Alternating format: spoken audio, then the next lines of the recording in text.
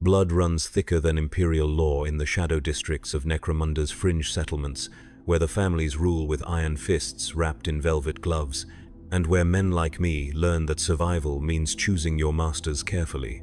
My name is Luthen Bragg, and I served the Adeptus Arbites for 17 years before the families claimed me. Before I understood that justice is just another commodity to be bought, sold, and rationed according to the needs of those who hold real power.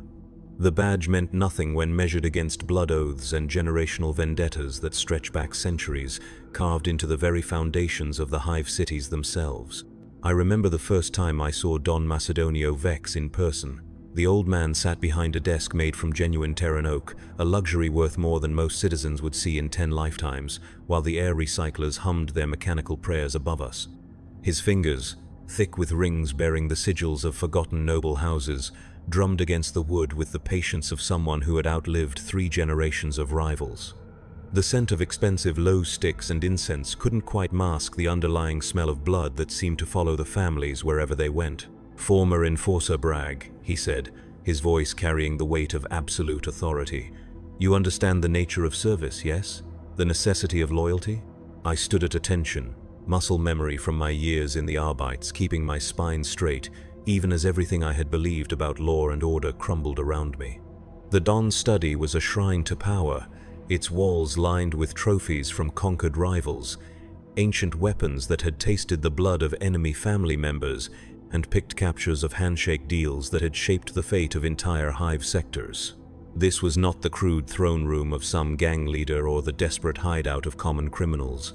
This was the seat of a shadow empire that operated with the precision and ceremony of the imperial nobility itself. "I understand service, my lord," I replied, though the words felt strange on my tongue. 3 weeks earlier, I would have been planning how to bring this man to justice. Now I was asking for his protection, his employment, his mercy. Don Vex smiled, and it was not a pleasant expression. "Good. Because the families, we do not hire men, Enforcer Bragg. We adopt them. We make them part of something greater than the law, greater than the Imperium's bureaucratic machinery. We make them part of history itself." He gestured to the window behind him, which offered a view of the Macedonio district, a sprawling maze of manufactoria and hab blocks that stretched for kilometers in every direction. Smoke rose from hundreds of chimneys, each one representing another cog in the Don's industrial empire. Workers moved like ants through the streets below, their lives governed not by Arbites edicts or administratum decrees, but by the will of a man who had never held an official title yet commanded more real power than most planetary governors. "You see production, Enforcer. You see order. You see prosperity, relative though it may be in this forsaken corner of the galaxy." The Don's voice carried a note of pride, the satisfaction of a man who had built something lasting in a universe dedicated to entropy and decay. "The Imperium takes our tithes, yes. They demand their quotas of manufactured goods, their percentages of our profits, but they do not ask questions about how we maintain such efficiency, such productivity. They do not inquire into our methods of dispute resolution or our techniques for ensuring worker compliance." I knew what he meant, though he would never say it directly. The bodies that disappeared in the night, the families that simply ceased to exist when they crossed the Don's interests, the way dissent was crushed before it could even form into coherent thought. The Macedonio family ruled through fear and respect in equal measure, and the imperial authorities were content to look the other way as long as the production numbers remained satisfactory. "What would you have of me, my lord?" I asked, though part of me already knew the answer. "Protection first. There are those who would see the old ways changed, who believe that strength can be bought rather than earned through generations of blood and sacrifice. My grandson, Alessandro, he requires someone with your particular skills. Someone who understands both sides of the law." Don Vex leaned back in his chair, and for a moment he looked every one of his 78 years. The young ones, they do not remember the chaos that came before the families brought order to these districts. They do not understand that what we have built here is civilization itself, carved from the raw stuff of human nature and maintained through careful application of violence and mercy. Alessandro Vex entered the room as if summoned by his grandfather's words, though I knew he had been waiting just outside the door. The younger man carried himself with the easy confidence of someone who had never known want, never experienced the grinding desperation that drove most citizens of the hive cities to their daily struggles. His clothes were cut from fine cloth, his weapons were works of art as much as instruments of death, and his eyes held the calculating coldness of someone raised to see other human beings as resources to be managed rather than souls to be saved. "Uncle Luthen," he said, though we had never met before this moment, the families adopted their servants completely, erasing their previous identities and making them part of the extended kinship network that formed the real government of the Shadow Districts. "I trust Grandfather has explained our current situation?" I nodded, though in truth, I understood only fragments of the complex web of alliances and vendettas that governed the family's interactions with each other. The Vex family controlled approximately 40% of the Necromunda fringe manufactoria, producing everything from basic munitions to complex cogitator systems for the Imperial Guard. Their primary rivals were the Torino family, who had grown rich through control of the protein farms and water reclamation systems, and the De Angelis dynasty, whose influence extended into the upper hive levels through carefully maintained connections with corrupt administrative officials.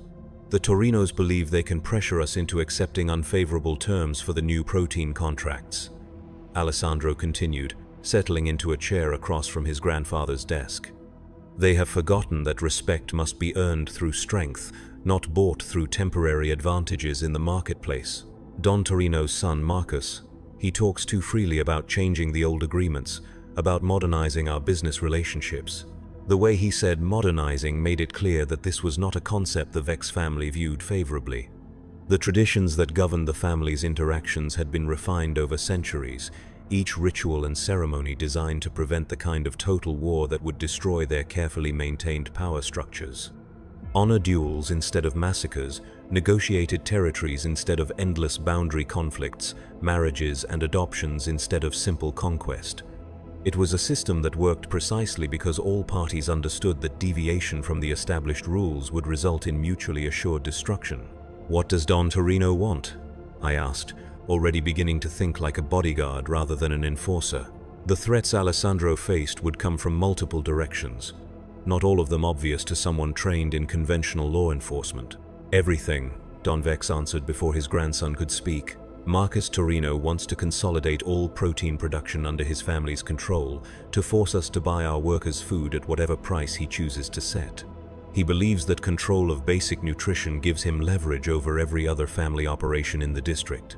He fails to understand that such naked aggression violates the fundamental compact that keeps us all from mutual annihilation." I was beginning to see the scope of the problem. The families had evolved a complex system of checks and balances that prevented any single dynasty from achieving total dominance over the Shadow Districts.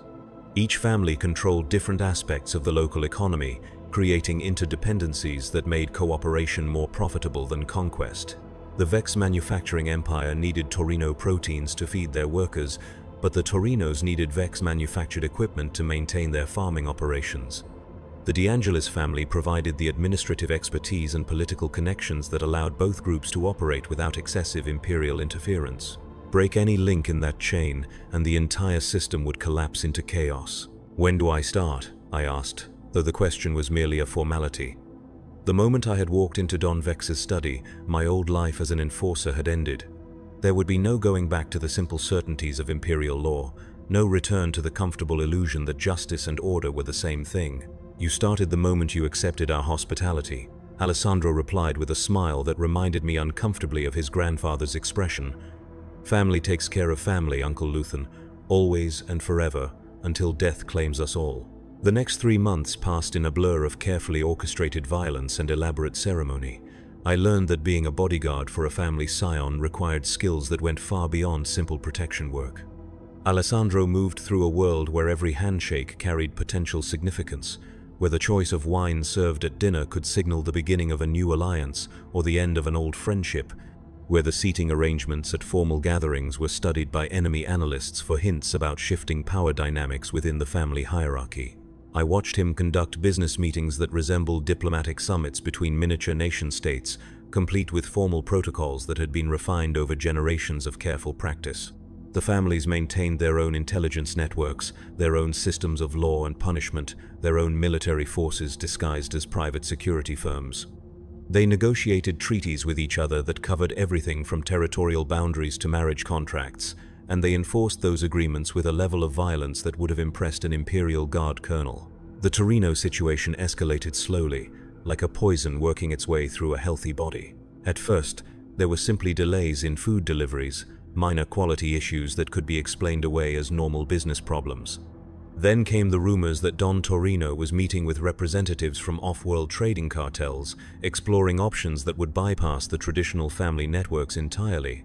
Finally, Marcus Torino himself began appearing at social functions with a new bodyguard, a scarred veteran of the Astra Militarum whose presence sent an unmistakable message about the young heir's intentions.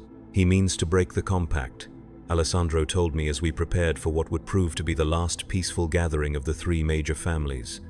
Marcus believes that superior firepower can substitute for centuries of earned respect. He thinks that because he has hired soldiers, he can ignore the obligations that bind us all together.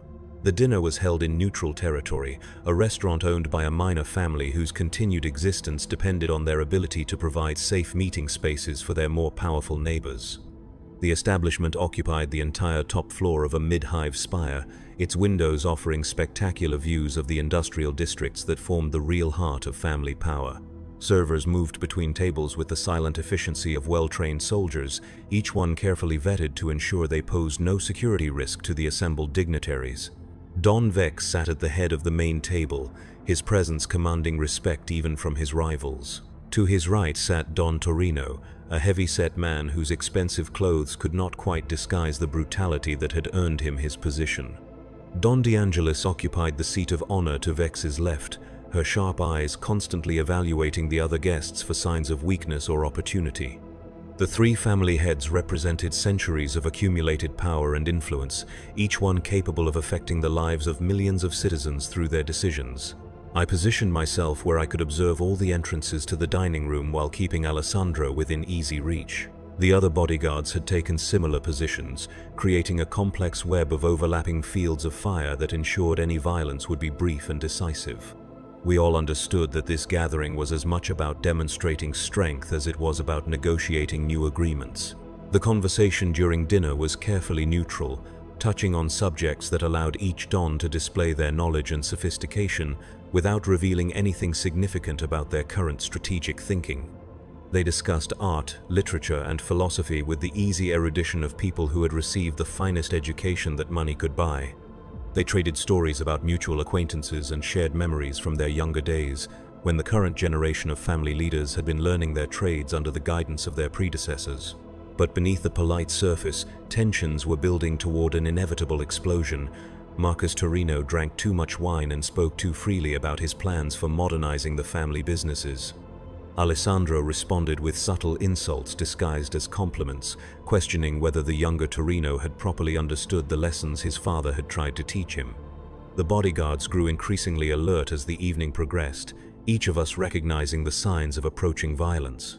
The crisis came during the traditional toast to family honor, when Marcus Torino stood and raised his glass with words that would be remembered for generations to come. "To the future," he declared, his voice carrying clearly through the sudden silence that had fallen over the dining room. "To progress beyond the dusty traditions that have kept us locked in the past. To the day when strength, not birth, determines who rules these districts."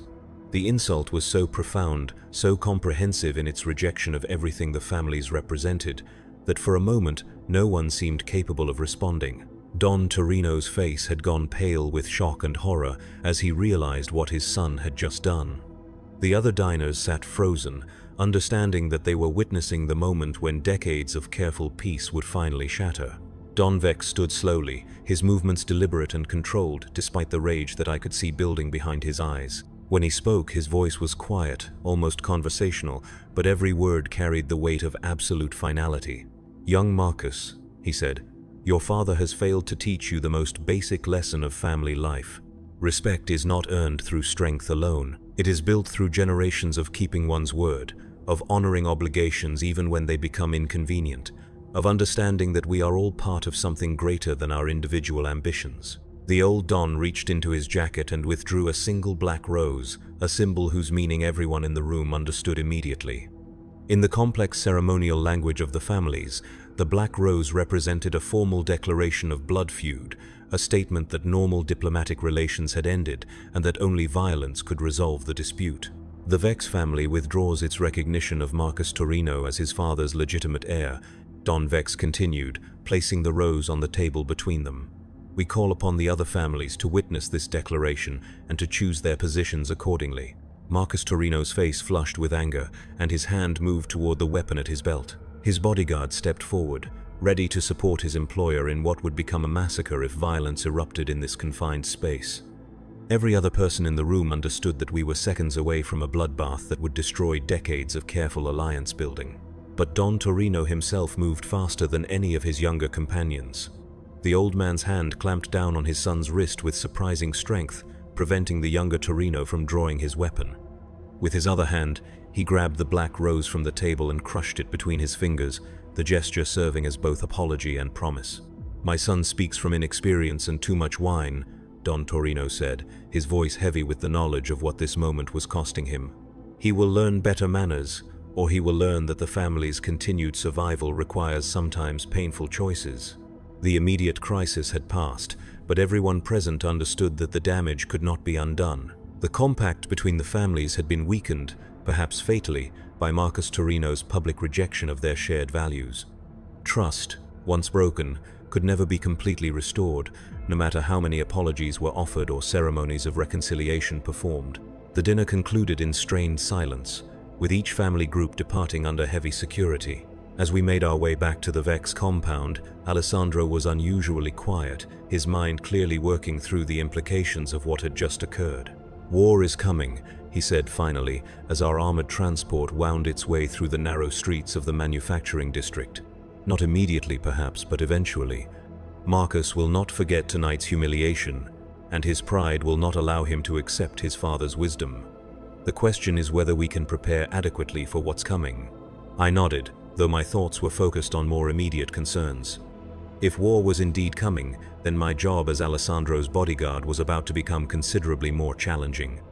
The families had their own ways of conducting warfare, methods that made conventional military thinking largely irrelevant.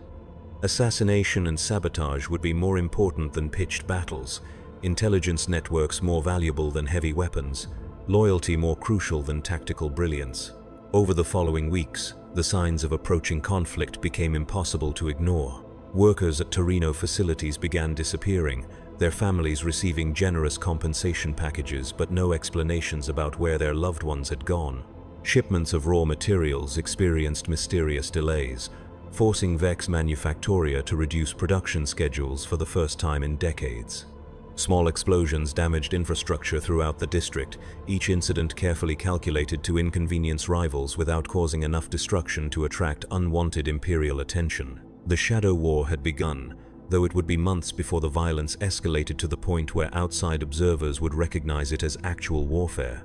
The families understood that their continued existence depended on maintaining the illusion of civilian governance, of keeping their conflicts below the threshold that would trigger direct imperial intervention. As long as production quotas were met and tithes continued to flow to Terra, the administratum was content to ignore whatever methods the local authorities used to maintain order. Alessandro adapted to the new reality with the cold professionalism I had come to expect from him. He increased his personal security, varying his routes and schedules to make assassination attempts more difficult. He began carrying weapons openly, a signal to potential enemies that he was prepared for violence and skilled enough to survive it. Most importantly, he started building the network of alliances and obligations that would determine his family's fate when the shooting finally started in earnest. I found myself serving not just as a bodyguard but as an intelligence asset, my background in law enforcement providing insights into how the family's enemies might try to use imperial authorities against them. The Torinos had connections within the local Arbeits garrison, relationships that could potentially be leveraged to justify raids on Vex facilities. The De Angelis family maintained extensive files on corruption within the administratum hierarchy, information that could be used to discredit rivals or protect allies depending on the political situation. The more I learned about the family's operations, the more I came to understand that they represented a form of government that was simultaneously more efficient and more brutal than anything the official imperial bureaucracy had managed to achieve. They provided their subjects with security, employment, and a sense of belonging to something greater than themselves. In return, they demanded absolute loyalty and the surrender of individual autonomy to the collective will of the family structure. It was not a system that allowed for dissent or independent thinking, but it worked in ways that the Imperium's official institutions often failed to match. Crime rates in family-controlled districts were virtually non-existent, not because the families were opposed to criminal activity, but because they had monopolized it so completely that unauthorized lawbreaking simply could not survive. Workers might be exploited, but they were also protected from the random violence and economic instability that plagued other parts of the hive. Children received education and training that prepared them for productive roles within the family hierarchy, ensuring that each generation was more capable than the last. The first open act of warfare came 6 months after the disastrous dinner, when Marcus Torino finally moved against his father's authority.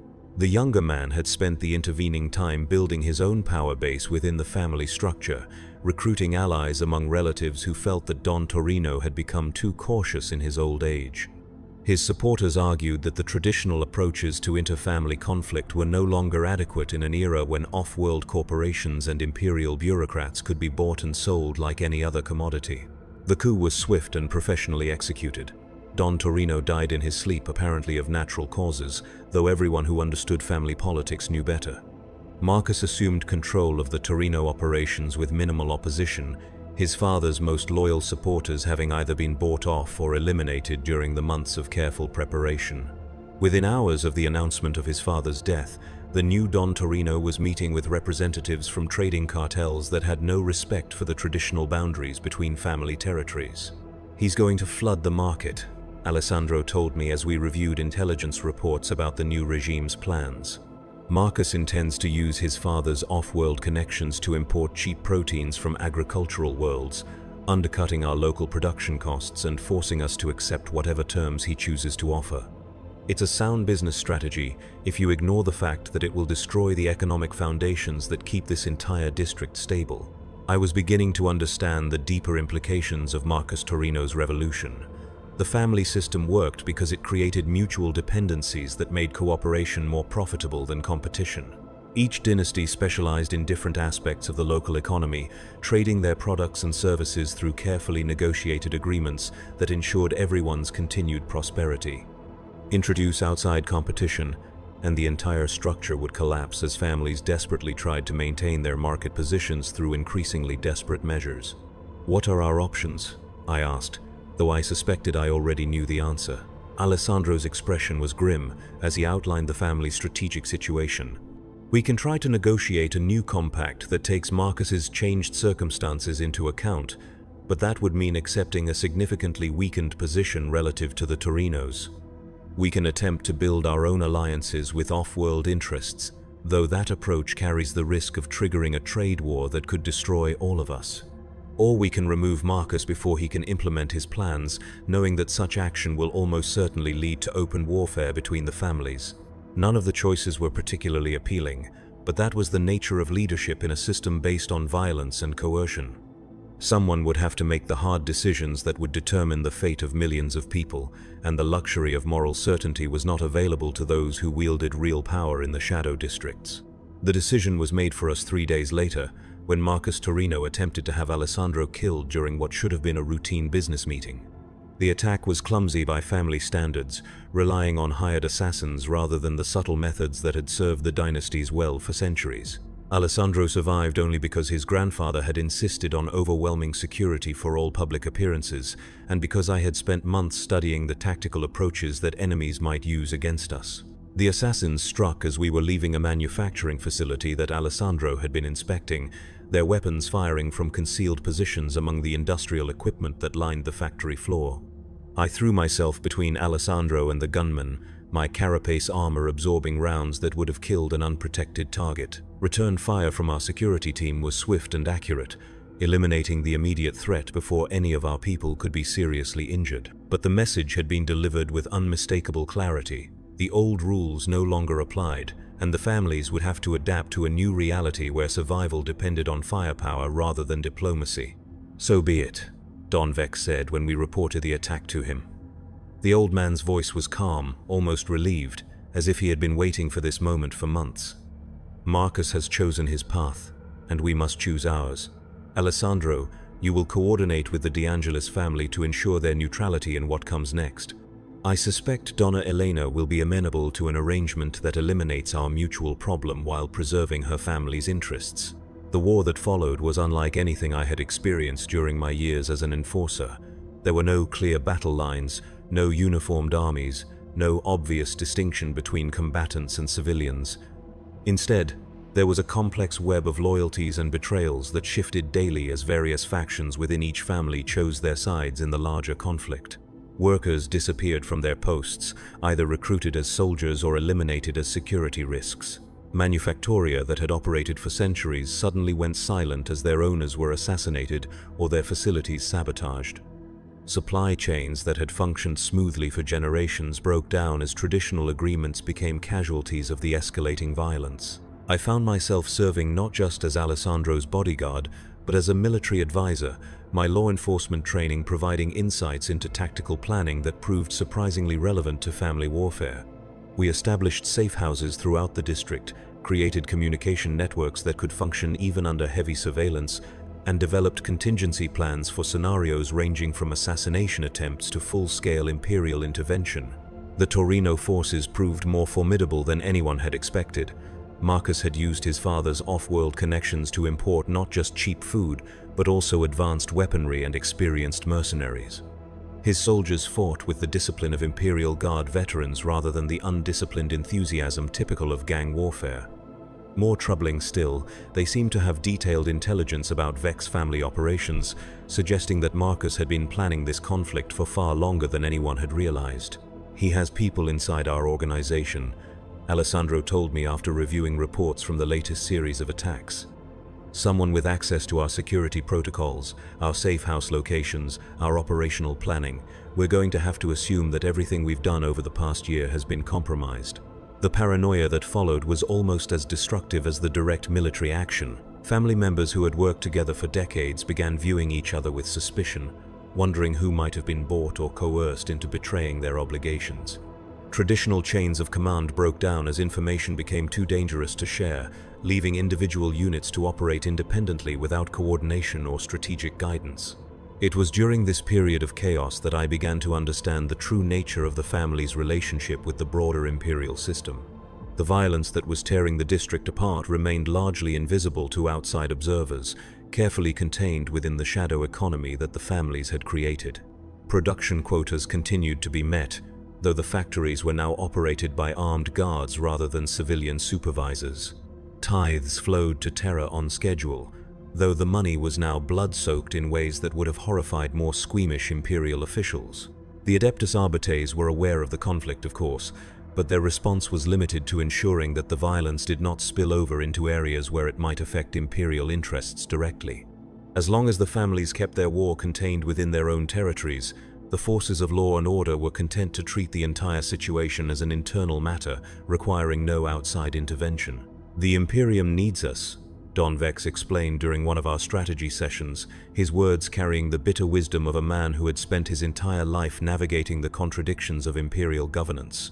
"They need our production capacity, our ability to maintain order in areas where their official institutions have failed. They need our willingness to do the things that proper imperial citizens cannot, to make the moral compromises that keep their consciences clean." I was beginning to see the deeper truth behind his words. The families served as a buffer between the Imperium's noble ideals and the brutal realities of governing a galaxy-spanning civilization. They provided the violence and corruption that any large organization required to function, while allowing the official power structure to maintain the illusion of moral purity. It was a symbiotic relationship that benefited all parties involved, as long as everyone understood their proper role in the larger system. The war reached its climax during what became known as the Night of Falling Stars, when Marcus Torino attempted to eliminate all rival family leadership in a single coordinated strike. His forces launched simultaneous attacks on the Vex compound, the De Angelis administrative center, and several minor family strongholds, using heavy weapons that should have been available only to Imperial military forces. I was with Alessandro in the family's main bunker when the shelling began, the reinforced walls shaking under the impact of explosions that lit up the night sky like a twisted festival of destruction. Emergency lighting cast everything in a hellish red glow as we made our way through corridors filled with smoke and the screams of wounded defenders. "The bastard's bought himself artillery," Alessandro shouted over the noise of another nearby explosion. "This isn't family warfare anymore, this is open rebellion against everything we've built here." He was right, of course. Marcus had crossed a line that the other families could never allow to stand unchallenged. By introducing military-grade weaponry into what should have been a limited conflict, he had threatened the entire system that kept the Shadow District stable. If his approach succeeded, it would only be a matter of time before other ambitious family members attempted similar coups, leading to an endless spiral of escalating violence that would destroy everything the dynasties had worked to create. The battle raged for 18 hours, with neither side able to achieve a decisive advantage. The Torino forces had superior firepower and more professional military training, but they were fighting on unfamiliar territory against defenders who knew every hidden passage and secret escape route in the district. The Vex family compound had been designed to withstand exactly this sort of assault, its construction incorporating lessons learned from centuries of inter-family conflict. As dawn broke over the devastated landscape, it became clear that Marcus's gamble had failed. His forces had inflicted significant damage on their enemies, but they had not achieved the quick victory that their strategy required. Now they found themselves trapped in hostile territory, cut off from their supply lines and facing enemies who were intimately familiar with the local terrain. The end came suddenly, as these things often do. A single sniper's bullet, fired from an abandoned hab block overlooking the Torino command post, ended Marcus's revolution and his life simultaneously. The shot was perfect, professional, almost artistic in its precision. It was exactly the sort of killing that the families had perfected over generations of careful practice, a reminder that traditional methods often proved more effective than modern innovations. With their leader dead and their position untenable, the remaining Torino forces surrendered within hours. Most of the professional mercenaries were allowed to leave the district, their contracts having ended with their employer's death. The family soldiers who had supported Marcus were given a choice between exile and integration into the surviving Torino power structure, now headed by Marcus's more traditional older sister. The aftermath of the war was almost as brutal as the conflict itself. Properties had to be redistributed, debts settled, and revenge extracted from those who had chosen the wrong side in the family disputes. The process took months to complete, as every detail had to be negotiated through the complex protocols that governed inter-family relationships. I remained with Alessandro throughout this period, my role evolving from bodyguard to trusted advisor as he assumed greater responsibilities within the Vex hierarchy. Don Vex had been wounded during the siege of the family compound, and while his injuries were not immediately life-threatening, they had aged him in ways that went far beyond simple physical damage. The old man began delegating more authority to his grandson, preparing him for the day when leadership of the family would pass to the next generation. "You've seen what we really are now," Alessandro told me as we surveyed the rebuilding efforts in what had once been the Torino district. "You understand that all our talk of honor and tradition is just window dressing for a system based on violence and fear. Does that change how you feel about serving the family?" It was a fair question, one that I had been asking myself throughout the long months of warfare and reconstruction. My old life as an enforcer had been built on the comfortable fiction that law and order were the same thing, that justice could be achieved through the simple application of proper procedures and moral principles. The families had stripped away those illusions, showing me a world where power was the only thing that mattered and where survival required the willingness to do terrible things to innocent people. "I think," I said finally, "that you're more honest about what you are than the Imperium has ever been about what it requires to function. At least here, everyone understands the rules of the game." Alessandro nodded, though I could see that my answer had not entirely satisfied him. "The families will survive," he said.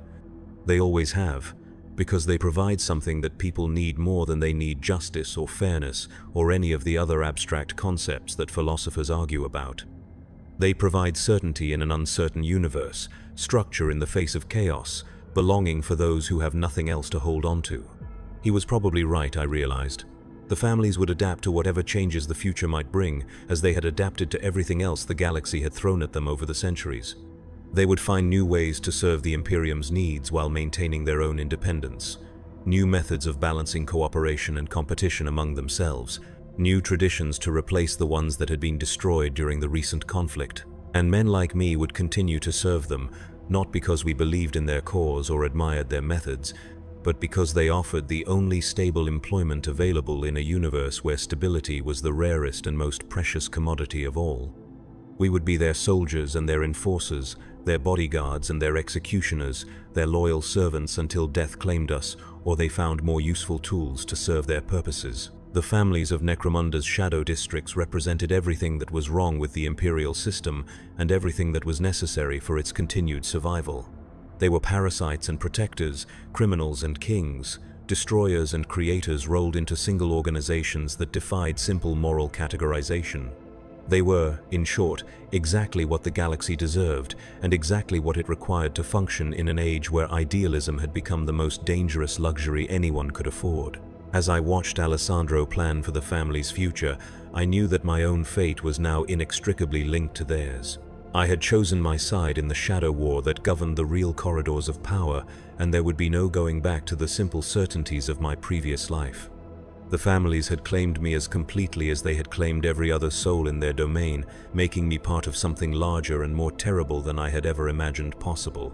In the end, that was perhaps the family's greatest strength and their most damning characteristic. They made everyone who served them complicit in their crimes, while simultaneously making those crimes seem like the only rational response to an irrational universe. They transformed good men into monsters so gradually that the process felt like natural evolution rather than moral corruption. They made survival feel like victory and compromise feel like wisdom. Blood runs thicker than imperial law in the shadow districts of Necromunda's fringe settlements, and those of us who have learned this lesson carry its weight with us wherever we go. We understand that justice is just another commodity to be traded, that honor is a luxury that only the powerful can afford, and that loyalty is the only virtue that truly matters in a universe where everything else can be bought and sold. The mafia families of Warhammer 40K rule their domains with iron fists and velvet gloves, and they will continue to rule as long as the Imperium requires their services. They are the price of civilization in an uncivilized galaxy, the cost of order in a cosmos dedicated to chaos, the human face of inhuman necessity. And those of us who serve them understand that we are not the heroes of this story. We are something far more dangerous.